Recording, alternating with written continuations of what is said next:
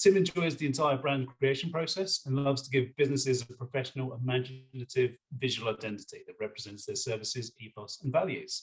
He wants to position himself as the leading brand creator for small businesses throughout Kent to help more startups and small businesses achieve all they can be. Tim's 15 seconds of fame came when a friend was featured on Cash in the Attic and they needed a website created. Tim was that person creating the website. So get your autographs later. And in the meantime, here is the man himself, Tim Dawson. Hello, everybody. Right, are we ready to go? I'm going to share a screen, so hopefully I can do that now. That one there, share. Right, if anybody gets any problems seeing this screen, do shout, because obviously it's going to be important that you do see it. Just so I get that to show up. Right, okay. Can everybody see the screen first of all? Well, I can. Cool, perfect, excellent news. Right, I was going to try and do this as a quick preview. If it'll let me do it, I'm not sure it will do. No, it won't. I'll go through it as it is. Okay, first things first, I spent ages trying to come up with my mission statement. I think a few people might know. If you ever wanted to have a bit of fun with yourself, is work out what your business stands for in about 6 words, 7 words, and it's quite a painful process to go through, but quite rewarding if you get there at the end of it. So that was my mission statement that I wanted to go for. So that's fine. And then as you go through it, what I'm going to try and talk to you today is my background, because you haven't really heard of it from me before and what I do and where do I come from. Then I was going to go through a case study on sort of the process I go through with the client. And then after that, I'll go through KBI, which is one of my latest projects, which is a good rounded one. And then I'll go through a summary and I'll basically questions at the end. So if anybody has any questions, obviously leave them to the end and I can go through with them then. So that would be fine. Okay, first of all, give you some understanding to my background. I brought up in Kent. That's where I started. And from there, I went to the Medway College for Design and did a foundation course. And then from that viewpoint, I then went up to do Stoke to do a degree in design. That's where I sort of learned the craft, obviously, and what I was doing, and came away with a degree in design. And then I went through a few small projects, companies, one based in Kent, then I moved up to London. And then after about 2 or 3 years doing little small projects, little small companies, I ended up in a big agency up in London. And that was where you basically sort of learn your skill set. Basically, you're thrown in. I've got clients that have had to do all the literature for, say, Sainsbury's for 1 year. I've had to do work for Thomas Cook and do all those. So you have to deal with these big people. You tend to have account people working with you, but it's a good experience and a good place to actually learn your craft. And about 2000, I decided I wanted to actually go and do my own thing, give my own direction and see what I wanted to do. So that's when I went solo. I set up Zoo Design and really enjoyed doing that. It's a double-edged sword, I found. So set up on your own, you take a lot more responsibility, a lot more responsibility for getting the work in, getting the work done. Holidays seem to disappear for some reason, and all that sort of stuff. But the reward is, it's my control. I do it how I want to do it, and that's it. And that's what really kicked me off.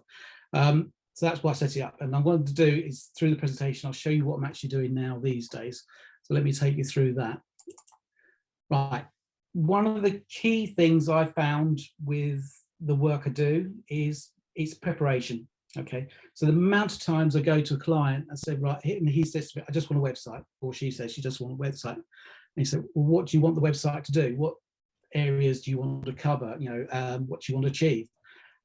And that leads on to me is actually going through the process, which I'm going to go through now, of what I do to try and get the best end result for that client, and I'll explain why.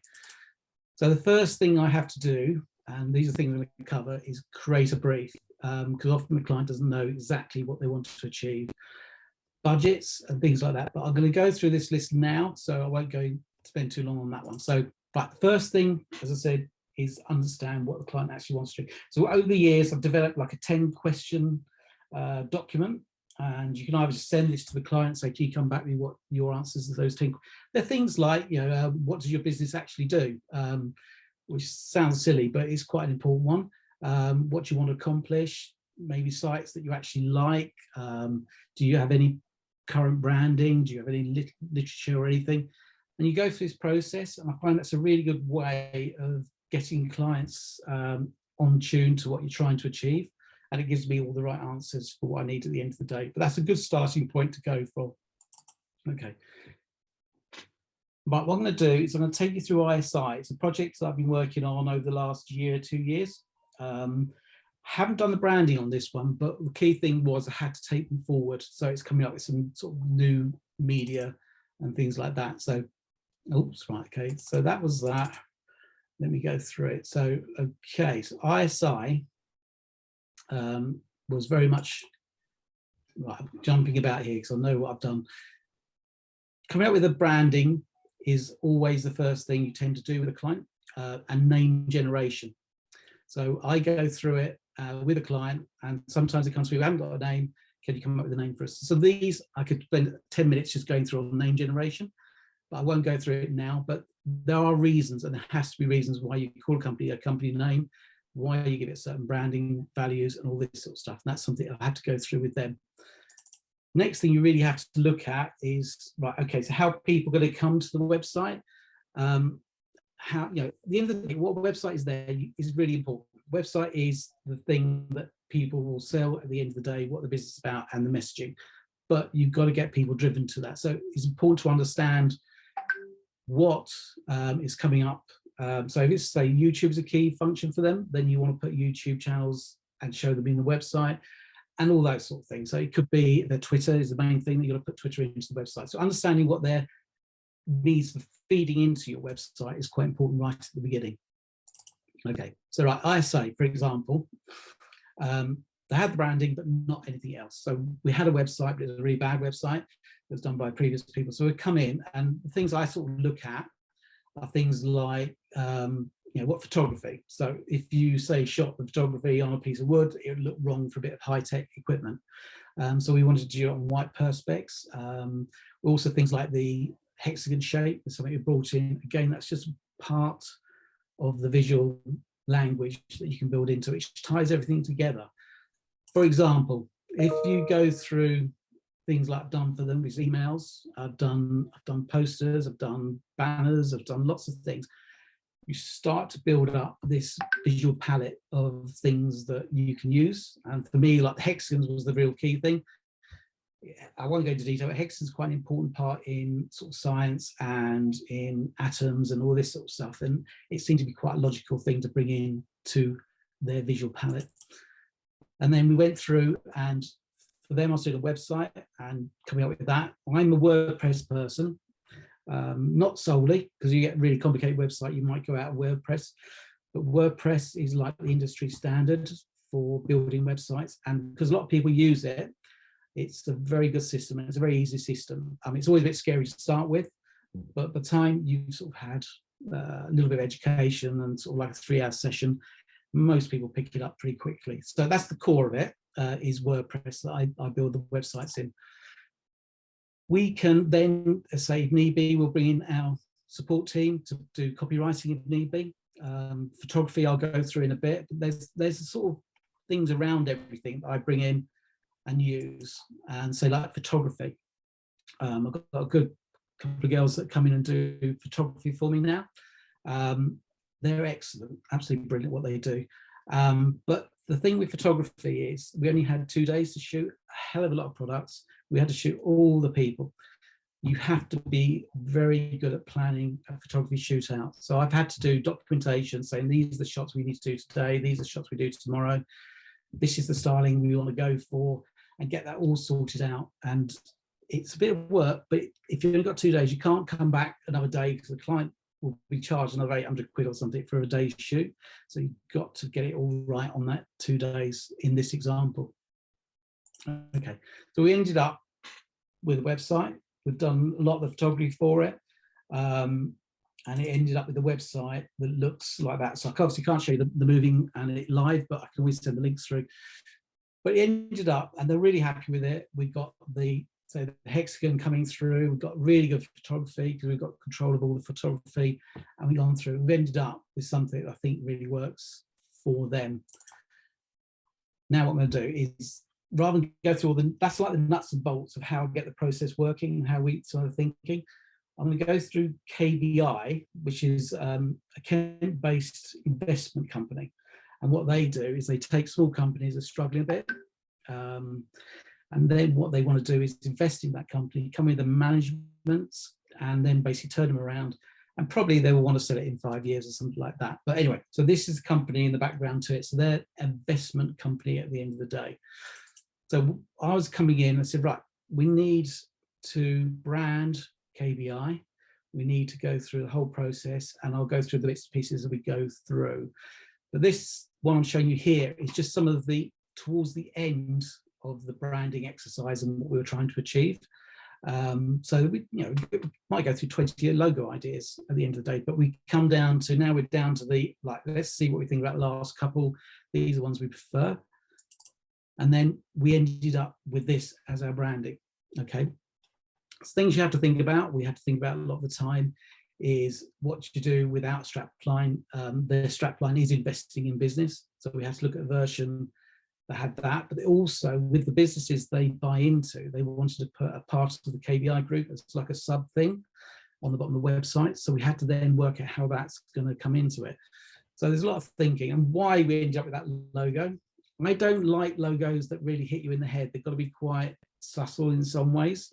So the idea was that the dot, which is in color, is the company like they're investing into, and the other companies that are around them they can potentially invest into. So you don't have to get it totally, but it is there is a reason behind it. Now, with all the stuff I do, there's all the collateral. It all has to work together. So what I mean by that is color is such an important thing with websites. You've got to know what your brand color is, and it doesn't want to be just a standard red normally. It doesn't want to be a standard blue. You've got to find something that's like a unique-ish color. So KBI was this sort of like cyan-y color, but it's not cyan, it's slightly off cyan. And then we went into this sort of dark gray color. So that is something you've got to reflect through whatever you do. So we got involved in doing signatures. LinkedIn headers was quite important. And then we went through it, and I'm doing PowerPoint slides. So these are just showing them. These are examples of how a PowerPoint slide. Again, what I'm trying to do is get everything to work together. And one of the problems I always find is that sometimes I get clients who use somebody to do a brochure design, someone over there to do some banners, someone over there, and they all got their own interpretation of what they want it to look like. And you end up with this mishmash. So what I like to do is try and get in early enough to actually control it. It doesn't mean you don't set up guidelines and things like that, but getting to this point, we actually, like this client where I'm really involved with it, it's quite nice because you feel like you can actually control where it's going and what they're doing. And I'll take you through. So it could be signage. And so this example, we did a website for them as well. So that again follows through with that. And that's how we ended up with a website at the end of the day. So that's live. That's only been up for about 2 months now. The client is actually made up. I mean, but it's a great client for me because he buys businesses and he says, right, next business we buy, can you come in and revamp the website? Can you do this? Can you do that? You know, it's brilliant for me. So he's happy. So I know there's another one coming up probably next month at some point that he wants to look at. So great. You know, I'm just really made up. I just wanted to show you here just an example of one client in one sheet, just to show you how, if you think about it, how everything should come together and look like a part of the family. And it's really important to get that, to do that. Now, me, right, so how do I work as a business? I've never wanted to employ people. I've done it once and sort of regretted it. So I don't have, it's me who runs the company, but I have very good, over the years, picked up some really good professional people who support me, and hopefully I might get work back from them as well. So if I want specialist web development, so if I've got a really hard shop that needs to be built, I could use the guys in India to do that. I have a very good relationship with them. They really understand what I'm on about and they hit it, and they're very good and cost effective to use. Digital marketing is obviously with Babel Monkey. Google Ads, I've got a company called ClickMetrics, who I use for Google Ads. And photography is M Photography. It doesn't mean I'm solely work with them. It just means that these are the people I've trusted over the time. And so always happy to sort of get other people within the folder of people to use, but these are the people I sort of trust at the moment to do what I need them to do. Right, that's towards the end of my presentation. But if anybody's got any questions, absolutely pleased to answer some of them. Great, that's amazing, Tim. Wow, so much information. I'm just mind boggled now. My brain's kind of exploded in terms of I didn't realize how much goes on behind the scenes. So absolutely incredible. Okay, so do you just want to take off the screen share for us, Tim? Yeah, And then if there's any now. questions, just literally unmute yourself and ask Tim any questions that you may have. That was really good, Tim. Really, really, really good. Thanks, Tim. But I think What's the the key? spider? What's the spoiler? Spider. Spider. Right. Okay. Web. Do you get it? Right. Okay. I do. That one. I do. Right. Okay. I know it's a bit cliche, but hey, we've got to go in there somewhere. I was going to say the little 60 seconds thing is I've shown you the bigger clients. Okay, so that when someone says to you, right, I've got X amount of £1,000, a few £1,000 to spend on it, then I go to town and they get the value for that. If someone says to me, right, I just need a logo, can you buy me something up to 200 quid? Providing you don't spend a week doing a 200 quid's worth of work, it's fine. I'm absolutely happy to just do a logo. If someone ever wanted just a logo, or someone who just wants a background screen to their Zoom call or something like that, it's fine. It's not a problem doing the small stuff, and Babel Bunky have done that one. But so don't get scared if it's the big clients. I always do the little ones as well, because sometimes they can lead on to other work. Sorry, Tim, I was just saying that, and Jason's just said the same thing. So your camera's off, so we can't see you. Oh, right, okay. I must have lost it somehow. You look a bit blurry. It's a bit sort of Hannibal Lecterish, actually. It's a bit scary. Shadow man. Thanks, Sarah. I can't see you at all. It's obviously my connection seems to have done its worst on me at the moment. I don't want to go out and go back in, but let me see if I still choose. What I I can say is, from working with Tim, I know a lot of web designers, as I'm sure most of us who do any kind of networking. I make a joke that I don't need another web designer or another business coach in my life, because there's so many of them. But I work so closely with Tim, and having done so, it's really shown me the difference between what you get when you pay 500 quid for a website and what you get when you go to somebody that you do have to pay that little bit extra for. And actually, I think Tim is too cheap. I keep telling him he needs to put his prices up. He won't listen to me. He needs a business coach. And